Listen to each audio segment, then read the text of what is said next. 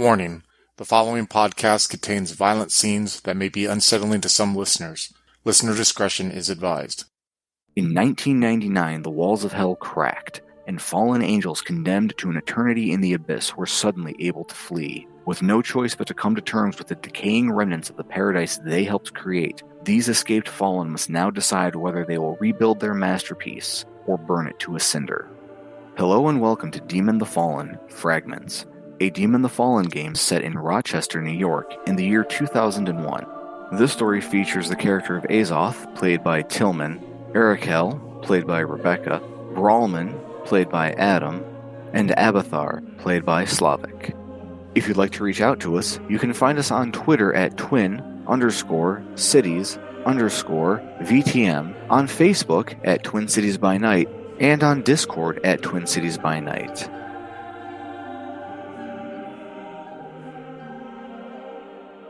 Hello, ladies and gentlemen, and welcome to the first episode of Twin Cities by Night, Demon the Fallen, Fragments.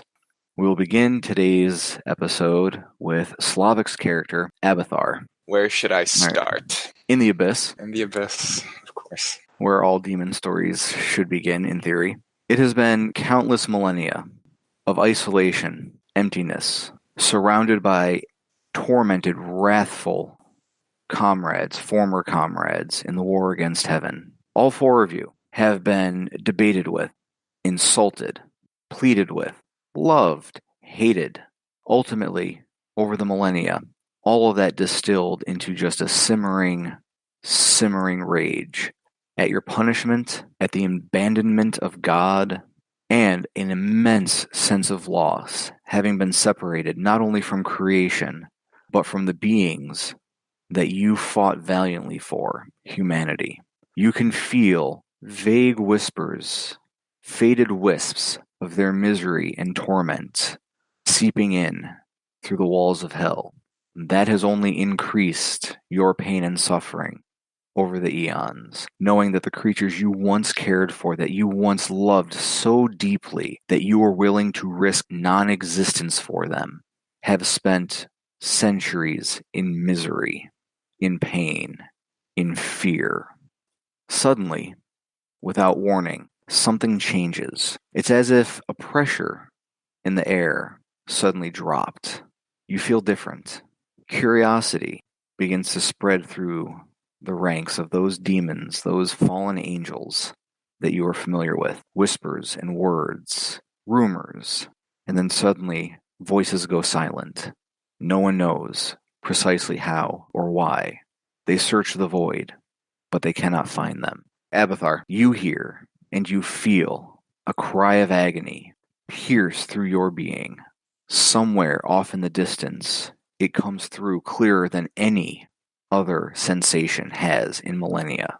What do you do? Abathar vaguely remembers the sort of flowing waters that he created. And just like those waters, he just tries to flow. Flowing through the void of the abyss. No light, no sound. The only sensations are those radiated by your companions, except for this new one.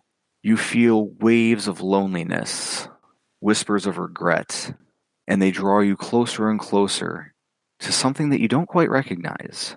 It feels as if there's a gap, or maybe a crack, in the walls of hell. Where do you go? Well, if there's a crack, the water will find it.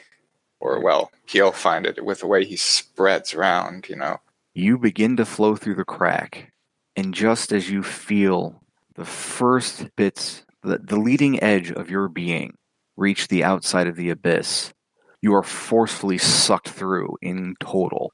You emerge into a howling hurricane, reminiscent of those that would traverse the seas of paradise. This hurricane batters you with rains of lamentation, a cold fear streaking through you, more cold or bitter than any winter wind. Sprays of self-loathing throw you, batter you back and forth. You fly and soar through a washed-out gray landscape of misery and depression. You see millions of souls floating through this as well. Human souls their dim lights flickering. A small part of you recognizes them as the souls of the dead. Cities of memory, cities of loss, pepper the landscape, and you shriek ever forward, ever on, through this dim, decayed shadow of a world. You find yourself streaking towards a light on the horizon.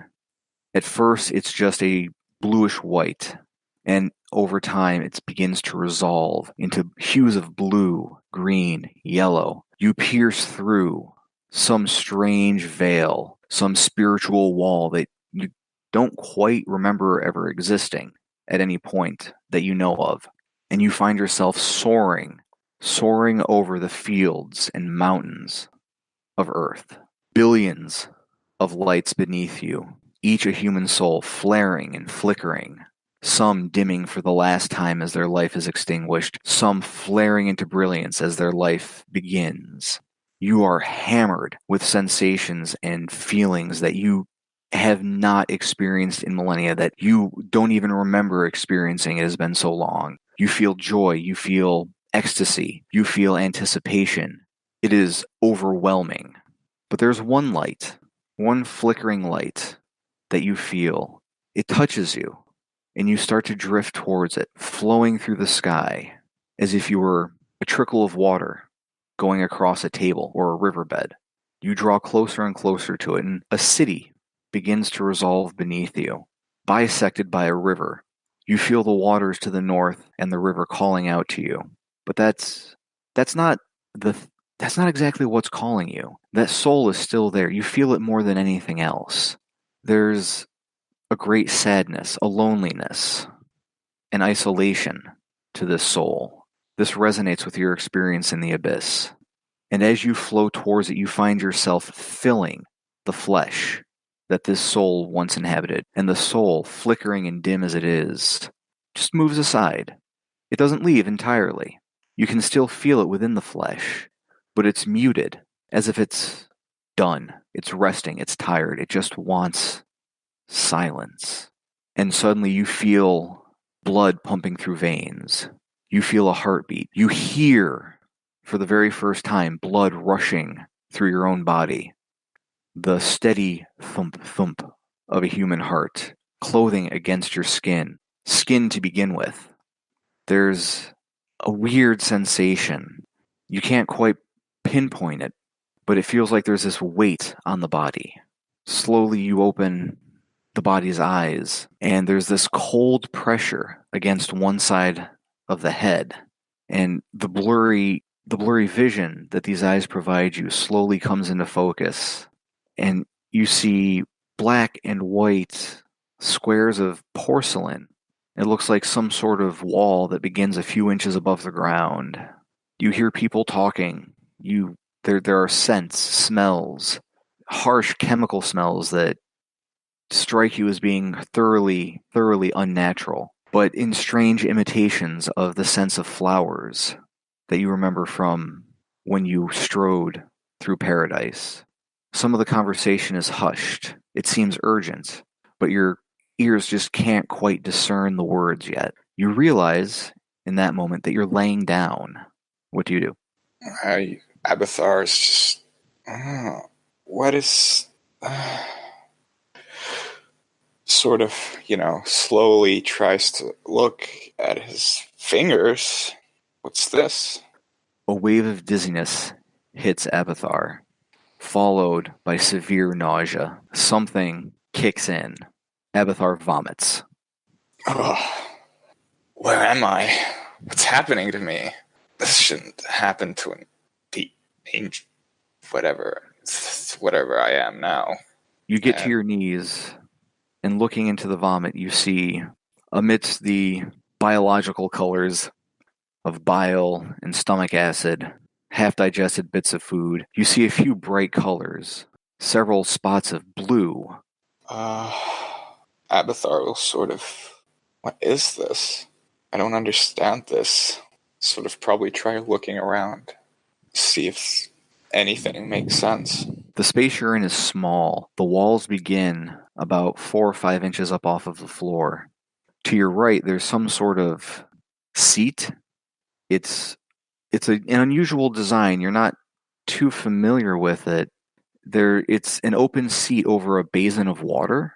I try to check for my reflection. As Abathar moves over to this seated basin and looks in, the water is a weird yellow color, but it's possible to make out a rough reflection of a young woman, fairly attractive, a little bit of vomit still on her cheek and chin. Abathar, sort of, mortal flesh? Is this what it's like? Is everything okay in there? Ma'am, are you okay? What do you want, mortal? Ma'am, some of the other patrons have said that you were having some issues in here. They sent us in to check. It's a man's voice, a male voice saying this. Underneath one of the walls, you can see a pair of very shiny pieces of footwear. They're not a design that you recognize. They're not sandals. They're not armor, but they're black and they're quite shiny. Abathar will go and try to open the stall door, probably not knowing that it has to be unlocked. Another wave of dizziness hits Abathar, and the eyes go out of focus again, and in focus and out of focus, and nothing comes completely back into focus. There's blurriness, and the mind suddenly becomes confused and muddled. And Abathar goes to find the handle to the door and pulls, and nothing happens. There's a rattling noise. Probably just pulls again and again. It just keeps rattling. Ma'am, are you okay in there? Do you need assistance? Should we call someone? Yes, this door seems to be locked. I see no key here, however. Just slide the bolt to the right, ma'am. Ah, ingenious. Slide the bolt to the right, and the door just starts to swing in on its own, very slowly propelled by gravity. All right, what does the man look like? He's wearing a tuxedo, for simplicity's sake, this elaborate black and white clothing. The bow tie itself, however, is a shade of midnight blue, with some golden stripes in it. He has a look of deep concern on his face. He's younger, maybe early 20s. His hair is black, very neatly combed, solidly held in place by gel, and he's looking at you with a deep concern in his eyes. Ma'am, is everything all right? Abathar will sort of look him in the eyes and smile, and everything's perfect. Do you require assistance of any type?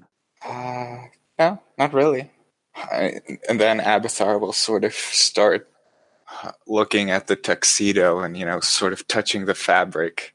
Wow, truly, you mortals were always so crafty. Ma'am, I think you've had too much to drink, and it might be advisable for you to get a cab home. Drink? Oh, no. I wasn't drinking. He looks at the vomit on the floor, and then he looks at the vomit still on Abathar's chin. Are you sure, ma'am? I thank you for your concern, young man, but I think I'll just go. Abathar just walks off. It's just probably stops at the wrong corridor. And then goes back, Yeah, Abathar walks out of the door to the ladies' room and finds himself facing another door across the hall with a sign on it. He can't understand what the letters mean precisely. To the right, there's another door with another sign on it. And then to the left, there is a hallway that seems to open up into a large room. A number of tables are set out. There are numerous people eating. The decor is very elaborate. The carpet is very intricately detailed. Floral patterns with some geometric elements to it. The soft music of a soul violin comes down the hallway from where the people are sitting. Abathar will walk towards the room with the people then, sort of taking it all in. Probably clean up the face also. Abathar stumbles as he walks. This body, this flesh, there's something that seems to be wrong with it. It doesn't quite have balance. Another wave of dizziness hits, some nausea. It feels like, to some extent, as if you've stood up too fast and you get the head rush as your blood pressure suddenly changes in response to that. Vision starts to get fuzzy, but you stay standing. Okay then.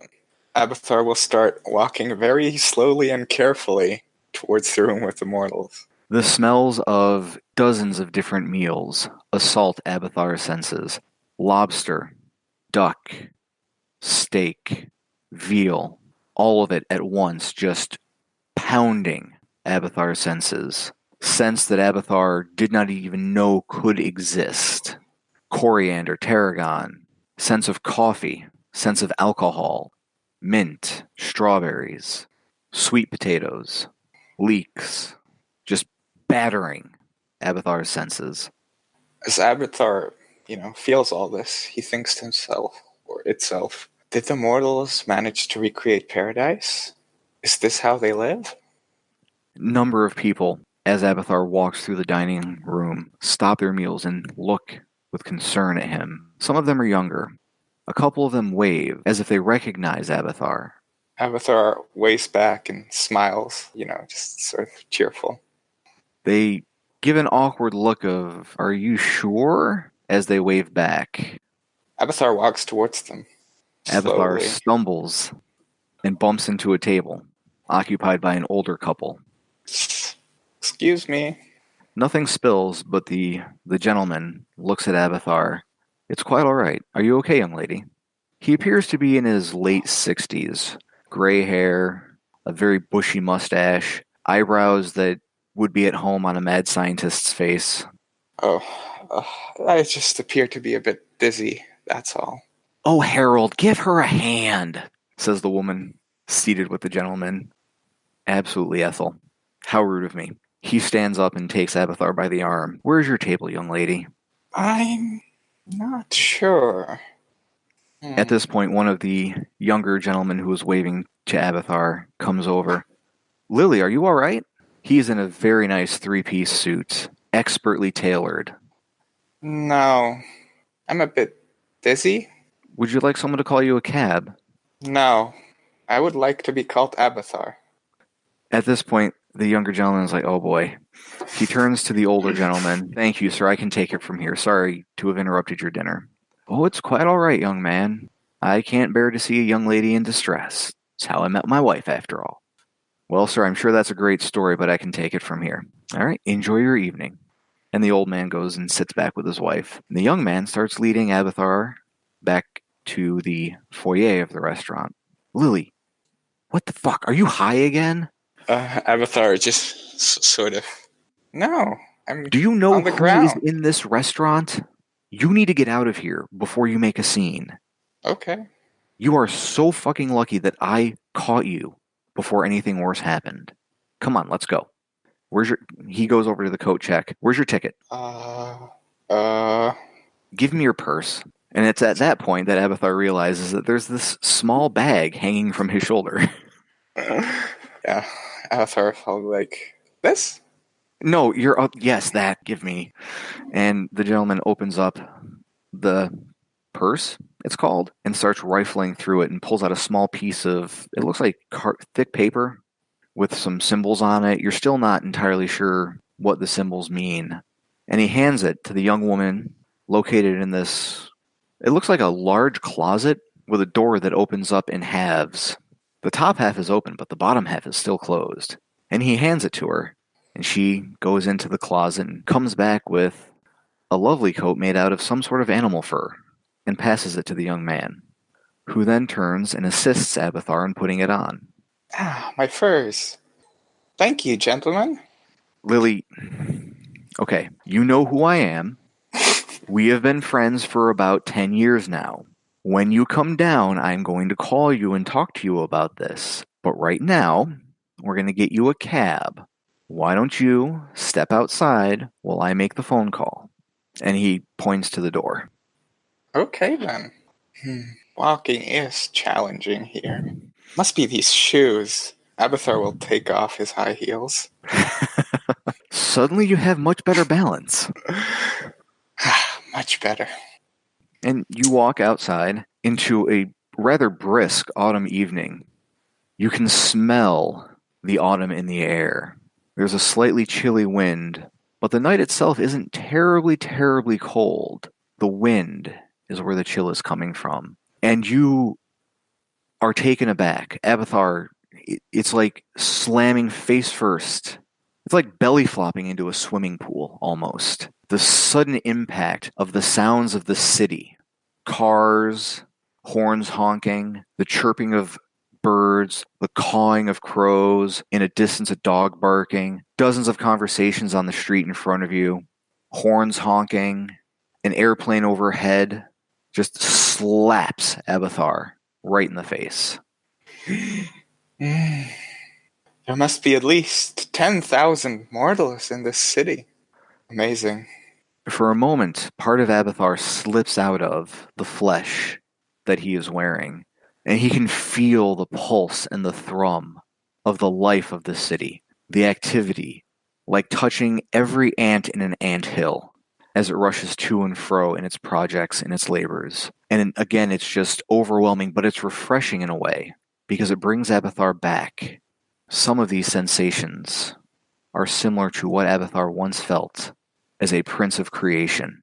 But wait a second, over there, off to the left, another source of agony, of pain, like calling, flaring up, white hot, misery. Abathar sort of frowns. Just goes straight towards the nearest source of misery. Abathar steps off of the porch of this restaurant, down a few steps onto the sidewalk, and turns to the left. He begins walking down the street. About half a block down, he finds an alley on the left.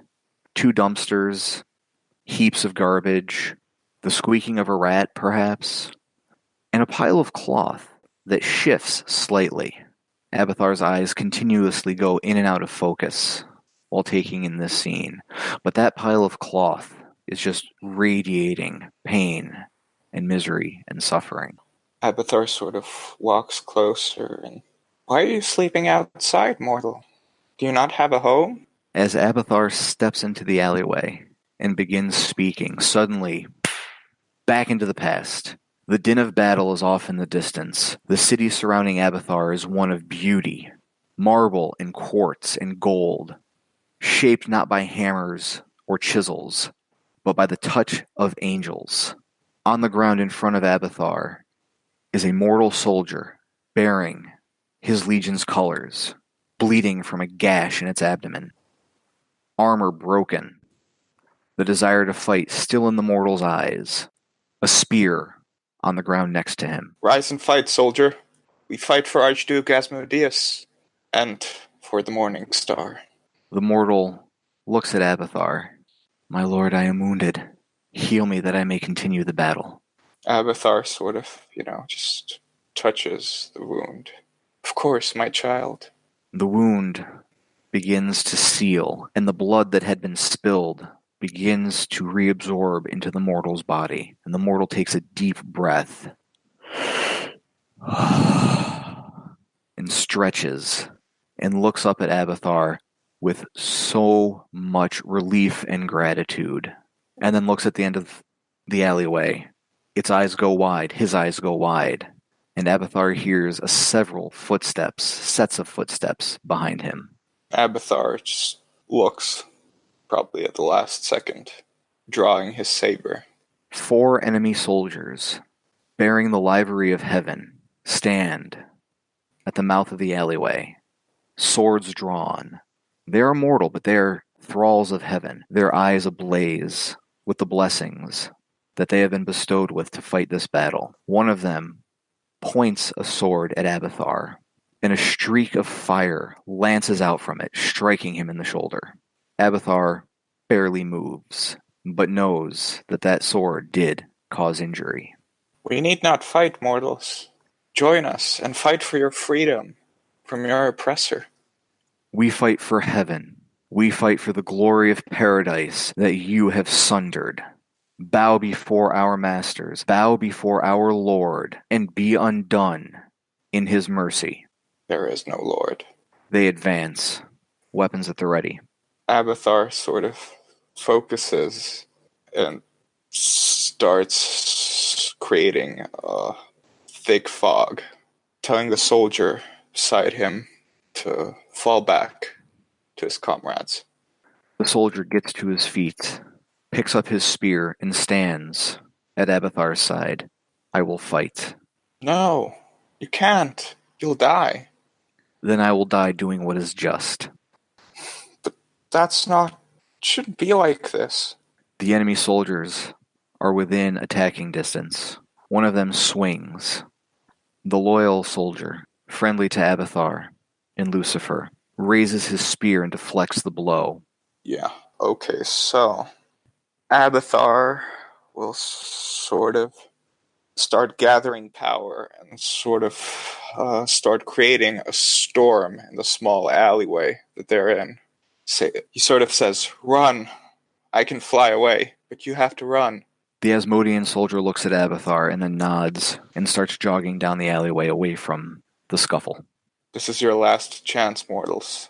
We will treat you with dignity. If not, if you will not surrender, then you will die. The leader of the enemy soldiers looks at you and raises his sword. Then we shall find eternity in paradise. As he says that, a lightning bolt sort of hits him. Okay, when that lightning bolt crashes, bam, Abithar is back in 1999. On the ground in front of him is the smoldering corpse of a young man holding a pistol. 3 other young men behind him, one holding a knife, one holding a chain, another one holding a pistol, have this absolute look of terror on their face. Are you soldiers of heaven? The fuck are you talking about, bitch? I asked you a question. Sort of tries to gather... Abithar tries to gather his power, just... The fuck is... fizzling. No. Fuck this. And they just turn and run. Abithar smells something pungent in the air.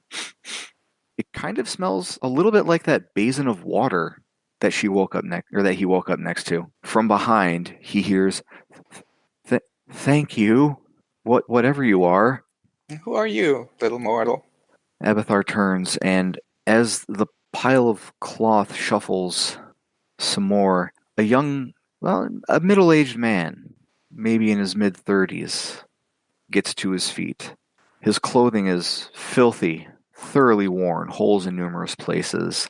He wears several layers of clothing that is far too thin for the approaching winter. The shoes are dirty and torn, but the soles are intact, even if they are not firmly attached. It's a pair of... a word pops into Abithar's head. Sneakers? The mortal is wearing woolen... what's the word? Gloves. Yet they have no fingertips on the gloves. There's a bag on his shoulder. It has a strange pattern modeled, different shades of green with some brown. You look cold, mortal. Take my coat. It is sure to warm you, and I have no need of it. He takes the coat in both of his hands and then drops to his knees. Were you sent by Jesus? Who is this, Jesus? The Son of God? God had a son? Must have been after my time. Your time? Please, save me. I pray to you, please, save me. Of course. She sort of takes his hand, into her hands and just... I can help you, I think. What is it you need? He looks down at his abdomen, and you notice that he throws the coat over his shoulder, and he lifts up his shirt, and he peels this growth off of his abdomen. His flesh is white, but this growth, about the size of his hand, was a dark brown. You cured me. The cancer was going to kill me, and you cured me. And he drops the tumor on the ground. And he reaches under his shirt with his other hand and peels off another tumor and drops it to the ground. Well, of course.